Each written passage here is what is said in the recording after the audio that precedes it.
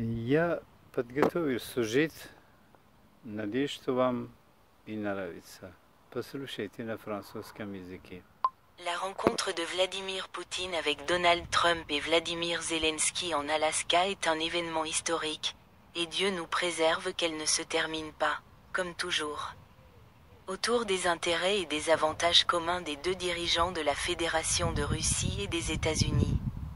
Commençons par une nouvelle version. Signer des accords sur la mise à disposition d'un site pour les terres rares et la vente d'actions à l'industrie gazière. Ensuite, on parle d'embellir la guerre et de respecter les accords de part et d'autre.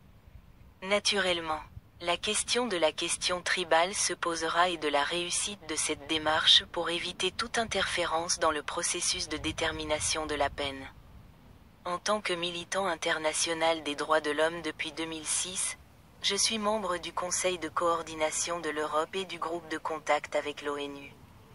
La rencontre aura lieu là où Poutine sera convaincu que ces îles appartiennent au territoire américain et qu'elles ne font pas partie du pays pour se conformer à la décision de la Cour pénale internationale. En ce qui concerne Poutine, à mon avis, le principal sujet à l'ordre du jour de la séance de travail devrait être la déclaration publique de Poutine, qui menace la patrie historique de l'Allemagne. Père de Donald Trump, sans réponse et sans excuse publique de Poutine auprès du peuple allemand, devant l'Europe et l'OTAN, aucun résultat positif ne sera à attendre. La menace proférée par Poutine contre l'Allemagne, pays démocratiquement développé, a violé le droit international ainsi que les droits psychologiques et moraux de ses citoyens, dont les souvenirs des événements tragiques de la Seconde Guerre mondiale resteront gravés dans leur mémoire. Poutine devra payer jusqu'à 1000 milliards de dollars pour préjudice moral. Et il y aura alors matière à discussion. Centre d'information et d'analyse de l'auteur, @lexarkarina. karinalersar2002 @gmail.com. Avatar, Evgenia Kadaf. evgenijradaf @mail.com, tel. 2. Plus 49 1 521 06 4 5 7 6 2. Allemagne, S. Bruch-Kobel. Вы это слышали на французском языке.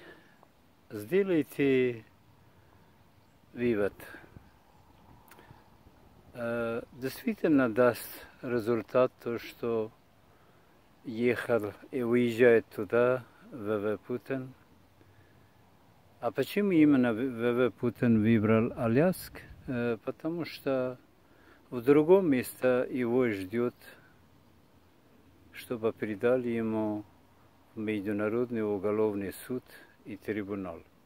Но люди это говорили. Вы послушайте, пожалуйста, там есть демонстранты, которые они пришли с флагом Украины. Они не приветствуют ни Дональда Трампа и ни Путина. У них одна версия. Выходите с оккупированной территории нашей страны Украина. Нам не нужен ваша встреча, где бы это ни было. Послушайте уже на английском языке.